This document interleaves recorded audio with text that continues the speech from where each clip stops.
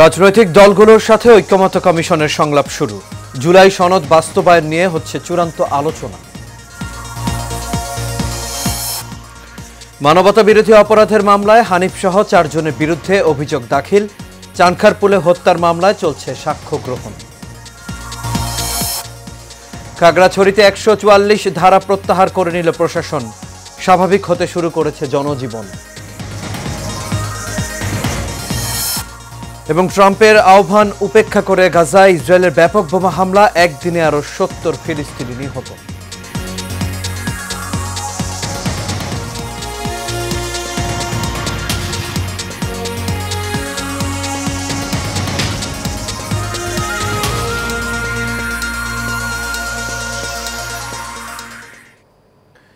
সবাইকে স্বাগত এশিয়া নিউজে। দর্শক, পুরো সংবাদ জুড়ে আপনাদের সঙ্গে আছি আমি আনোয়ার রাজ। এতক্ষণ শুনছিলেন বিআরবি কেবল ইন্ডাস্ট্রিজ লিমিটেড সংবাদ শিরোনাম। এবার চলে যাচ্ছে পুরো খবরে। জুলাই জাতীয় সনদের সংবিধান সম্পর্কিত প্রস্তাবগুলো বাস্তবায়নের পদ্ধতি নিয়ে আবার রাজনৈতিক দলগুলোর সঙ্গে আলোচনায় বসেছে জাতীয় ঐক্যমত্য কমিশন। 84টি সংস্কার প্রস্তাব নিয়ে তৈরি হচ্ছে জুলাই জাতীয় সনদ। এর খসড়া চূড়ান্ত হলেও বাস্তবায়ন পদ্ধতি নিয়ে ঐক্যমত্য হয়নি। আজ মূলত সনদ বাস্তবায়নের উপায় নিয়ে দলগুলোর মতপার্থক্য কতটা কমেছে তা শুনছে কমিশন। দলগুলো চাইলে বিশেষজ্ঞদের সুনির্দিষ্ট ও পরিমার্জিত পরামর্শগুলো প্রস্তাব আকারে তুলে ধরবে ঐক্যমত্য কমিশন। 15 অক্টোবরের মধ্যে দলগুলোর স্বাক্ষরের মাধ্যমে সনদের পূর্ণাঙ্গ রূপ দিতে চায় কমিশন। বিশেষজ্ঞদের সর্বসম্মত অন্তর্বর্তী সরকারের এবং অভিমত। জুলাই আগস্ট আন্দোলনে রাজধানীর চানখারপুলে 6 জনকে হত্যার ঘটনায় মানবতা বিরোধী অপরাধের মামলায় ডিএমপির সাবেক কমিশনার হাবিবুর রহমান সহ 8 জনের বিরুদ্ধে নবম দিনের সাক্ষ্য গ্রহণ আজ। আন্তর্জাতিক অপরাধ ট্রাইব্যুনাল 1-এর চেয়ারম্যান বিচারপতি মোহাম্মদ গোলাম মর্তুজা মজুমদারের নেতৃত্বাধীন বিচারিক প্যানেলে সাক্ষ্য গ্রহণ অনুষ্ঠিত হবে। এদিন ট্রাইব্যুনালে 3 জন সাক্ষীর জবানবন্দি নেয়ার কথা রয়েছে। সব মিলিয়ে এখন পর্যন্ত সাক্ষ্য দিয়েছেন 17 জন। জুলাইয়ে মানবতা বিরোধী অপরাধের মামলায় আওয়ামী লীগ নেতা মাহবুবুল আলম হানিফ সহ 4 জনের বিরুদ্ধে কুষ্টিয়ায় 6 জনকে হত্যা সহ 3টি অভিযোগে আনুষ্ঠানিক অভিযোগপত্র দাখিল করেছে প্রসিকিউশন। অন্যদিকে জুলাইয়ে মানবতা বিরোধী অপরাধের মামলায় আওয়ামী লীগ নেতা মাহবুবুল আলম হানিফ সহ 4 জনের বিরুদ্ধে কুষ্টিয়ায় 6 জনকে হত্যা সহ 3টি অভিযোগে আনুষ্ঠানিক অভিযোগপত্র দাখিল করেছে প্রসিকিউশন। আন্তর্জাতিক অপরাধ ট্রাইব্যুনাল 2-এ মামলাটির অভিযোগ আমলে নেয়ার শুনানি অনুষ্ঠিত হবে। একই সঙ্গে পলাতক আসামিদের বিরুদ্ধে গ্রেপ্তারি পরোয়ানা জারির আবেদনও করবে প্রসিকিউশন।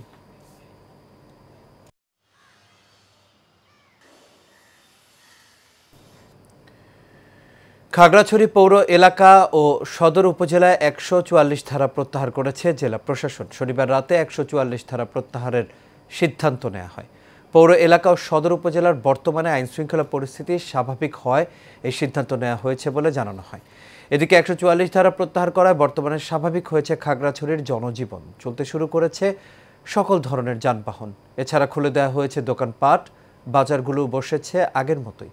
সকাল থেকেই সবাই ছুটছে যার যার কর্মস্থলে। 144 ধারা প্রত্যাহার করায় জনসমাগমে আবারও মুখরিত হয়ে উঠেছে খাগড়াছড়ি।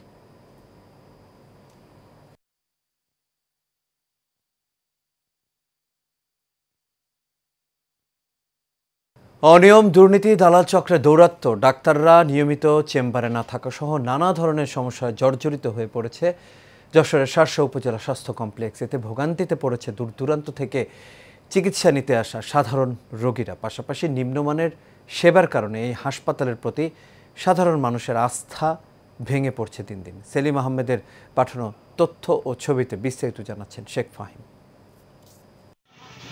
1960 সালে যশোরের শার্শা উপজেলার দক্ষিণ বুরুজবাগান গ্রামে প্রতিষ্ঠিত স্বাস্থ্য কমপ্লেক্সটি প্রথমে 31 শয্যা দিয়ে যাত্রা শুরু করলেও বর্তমানে শয্যা সংখ্যা 50-এ উন্নীত হয়। তবে শয্যা বৃদ্ধি পেলেও চিকিৎসক ও জনবল সংকট, ভাঙাচোরা অবকাঠামো আর অনিয়মের কারণে হাসপাতালটির কার্যত ধ্বংসস্তূপে পরিণত হয়েছে।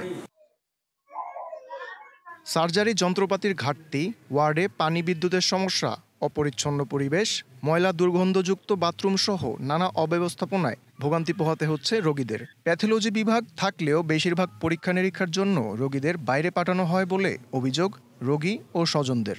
বাচ্চার জ্বর হয়েছে, টাইফয়েড, প্রসাবে ইনফেকশন হয়েছে। কোনো পরীক্ষা নিরীক্ষা করাইছি? হ্যাঁ, রক্ত 2টা টেস্ট দিছে আর প্রসাবের ইনফেকশনের জন্য একটা দিছে। কোথা থেকে পরীক্ষা করাইছে? বিসমিল্লাহ থেকে। আমার একটু ড্রেসিং করে দিয়েছে, একটু খাওয়ার ওষুধ চাচ্ছি, তা দিচ্ছে না। তা বলছে ওষুধ নেই, ওই 12 নম্বর চলে যাও। ডাক্তার একবেলা আসছে, একটা আসছে, আর সবই তো ইমার্জেন্সি রোগী যাচ্ছে, এইসব জায়গায় বসছে না। চাইছি 9টার সময় সিরিয়ালে দাঁড়িয়ে থেকে টিকিট কাউন্টারে কোনো গুরুত্ব নেই। জ্বর ছিড়ি দেয়, জ্বর আসে, তার জন্য আমি ডাক্তারের কাছে নিয়ে আসি, শিশু ডাক্তারের কাছে। তা রক্ত পরীক্ষা দিয়েছে, রিপোর্টে বলিছে টাইফয়েড জ্বর হয়েছে। তাই এখন ওষুধ লিখে দিয়েছে, এখন ওষুধ কিনে নিয়ে চলে যাবো। এসব অভিযোগের পরিপ্রেক্ষিতে তদন্ত করে ব্যবস্থা নেওয়ার আশ্বাস দিলেন এই কর্মকর্তা। রোগীর রোগ ধরার সাপেক্ষে তাহলে যদি কোনো ইনভেস্টিগেশন দরকার হয় কেবলমাত্র তখনই সেটা বাইরে অবশ্যই ইনভেস্টিগেশন করতে পারবে, কিন্তু কোনো অবস্থাতে এবং কোনোভাবেই যে কোনো ক্লিনিক হসপিটালে পাঠানো যাবে না। আমি তাদের স্পষ্টভাবে বলে দিয়েছি, যদি এরকম ভাবে কোনো প্রমাণ আসে তাহলে আমরা সেভাবে ব্যবস্থা নেব। হাসপাতালের কেবিন প্রভাবশালী সিন্ডিকেটের দখল থেকে মুক্ত ও সেবার মান ভালো করার দাবি সাধারণ মানুষের। Sheikh Fahim, Asian television.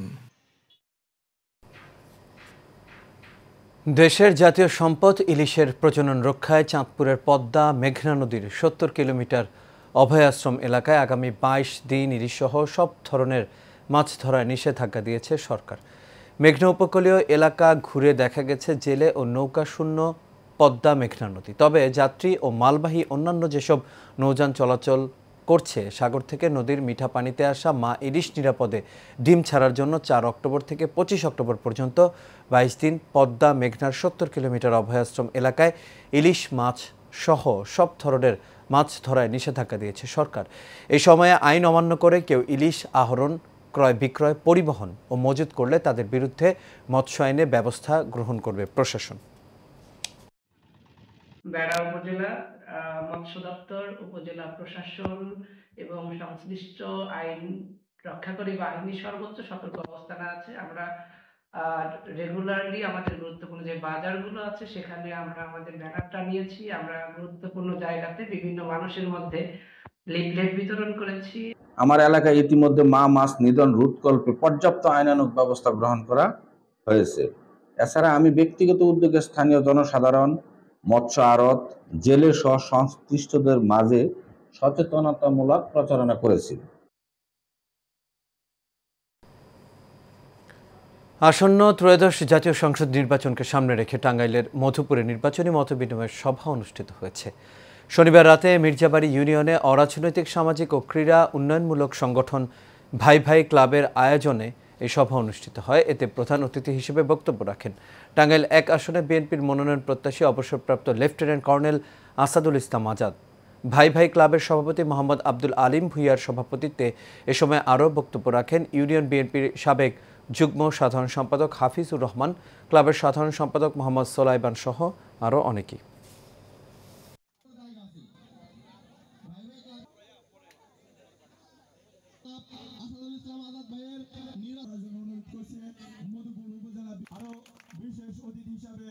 আমি যেটা চাই, আমার সুনির্দিষ্ট পরিকল্পনা আছে, সেটা হলো কি করলে গরিব মানুষের ঘরে।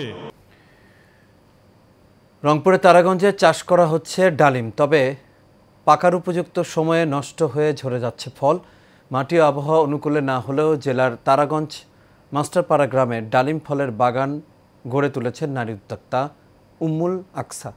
চাষ করা এসব ডালিমের ওজন 500 থেকে 800 গ্রাম। তবে পাকার উপযুক্ত সময়ের আগে পচে ঝরে যাওয়ার কারণ হিসেবে কৃষি অফিসার বলছেন তাদের পরামর্শ না নিয়ে নিম্নজাতের চারা রোপণ এবং সঠিক পরিচর্যার অভাবে সমস্যাটি দেখা দিয়েছে। তবে এই বিষয়ে সার্বিক সহযোগিতার আশ্বাস দিয়েছেন উপজেলা কৃষি অফিসার দিবা রানী রায়।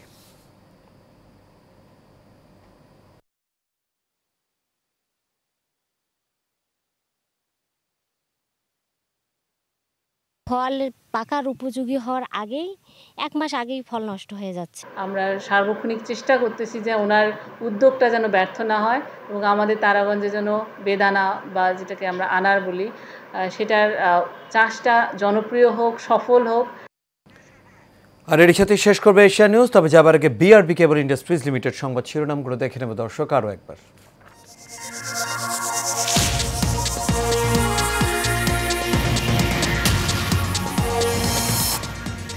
রাজনৈতিক দলগুলোর সাথে ঐক্যমত্য কমিশনের সংলাপ শুরু। জুলাই সনদ বাস্তবায়ন নিয়ে হচ্ছে চূড়ান্ত আলোচনা। মানবতা বিরোধী অপরাধের মামলায় হানিফ সহ 4 জনের বিরুদ্ধে অভিযোগ দাখিল। চানখারপুলে হত্যার মামলায় চলছে সাক্ষ্য গ্রহণ। খাগড়াছড়িতে 144 ধারা প্রত্যাহার করে নিল প্রশাসন। স্বাভাবিক হতে শুরু করেছে জনজীবন। এবং ট্রাম্পের আহ্বান উপেক্ষা করে গাজায় ইসরায়েলের ব্যাপক বোমা হামলা। একদিনে আরো 70 ফিলিস্তিনি নিহত।